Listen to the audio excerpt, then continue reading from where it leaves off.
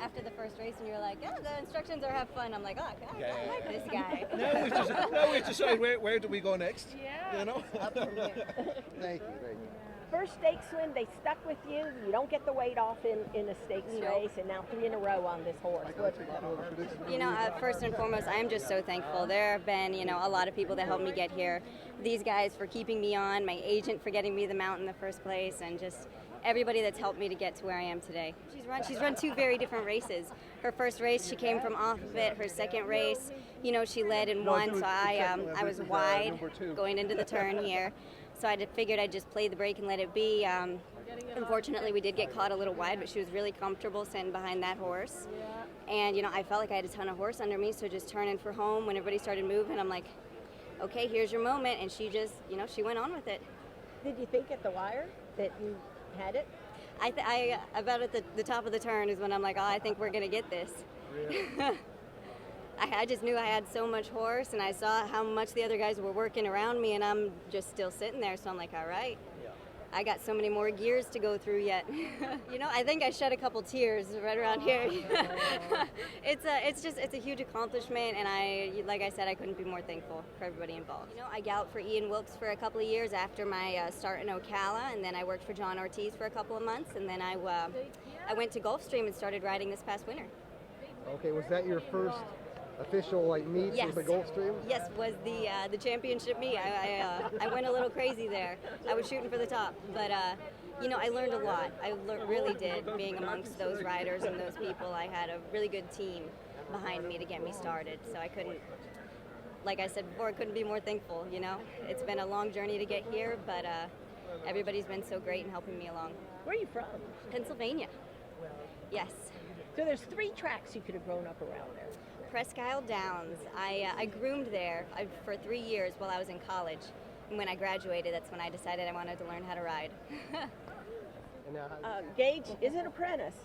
You don't get you didn't get the 7 pounds, but was there any hesitation? We got a lot more than 7 pounds. Yeah, we got a lot of talent. There's no point in lying. There was a bit of hesitation, when you go for a stake and you have a good colony of jockeys available. Of course you think about it, but like I said, Gage has done nothing wrong in her 2 starts. She's outperformed every time, and like I said, when's the right time? If it's not the right time to go for a stake, when you're coming off 2 wins? And Gage is a part of those 2 wins. Mm-hmm. So if it's not broken, don't fix it. What were you all thinking at the wire? Did you think that she had gotten it? I did.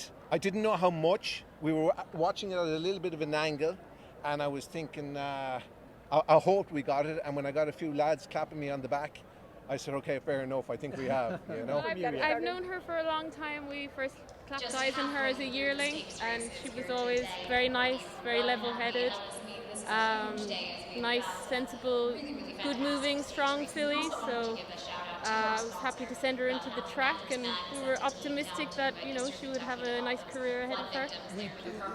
Very importantly is we took time with her. She was a big yearling and a big 2-year-old, and we were very, very patient with her, and we gave her a lot of time off. And she came back this year just doing what you just saw. This was her 3rd win in a row and 3 in the year. Yeah, and I'd like to say it's probably both Michael's wife Liz and my wife Sandra who make most of the decisions and just tell us what to do. Okay, let me ask Sandra, where will this horse go next? I know, that's a $1 question. Yeah, is Kentucky Downs in play? No doubt about it. Yeah, no doubt about it. She's a big galloping type of filly. She's quite scopy. She covers ground. I think the track will suit her. Kentucky Downs, you never know until they get down there. But yeah, that's definitely on the list. If she comes out of this race good, luckily the hard work is done. With fillies especially, we just got to keep her happy now and sound. And she's as fit as a flea. So there's, we can just train easily into the next race, and wherever that is, maybe Kentucky Downs, but we'll see. So this is your first stakes win too? Yeah, most of our business is breaking the horses down in Lexington and pre-training them, legging them up for some of the bigger trainers. You've certainly been around stakes winners. Oh yeah, we've been around. Had him in your name. We broke She Dares the Devil. We broke her for Brad and Hunter Valley, and we did Mighty Heart, who won the Queen's Plate. up in Canada. So been around lots of good horses, but we kind of do the foundation work and send them on then. And in this case, you put it on at the finish. In this case, I just reminded the boys, this is what we do as well, But I know it is great, but we don't do it a lot, and we're thankful for all the trainers that send us horses. How many horses do you have that are? We've got about 50 at the moment. 50. But Yeah. I mean, how many? Running 2, both from Michael. Yeah. I'm concentrating mostly on the pre-training. Wow. Yeah, that's where we concentrate. So this is big. I mean, put it in is. perspective. It is. It's a great win, and but look, it's all down to the owners and down to the filly. We just keep them from messing themselves up a little bit, keep them out of trouble.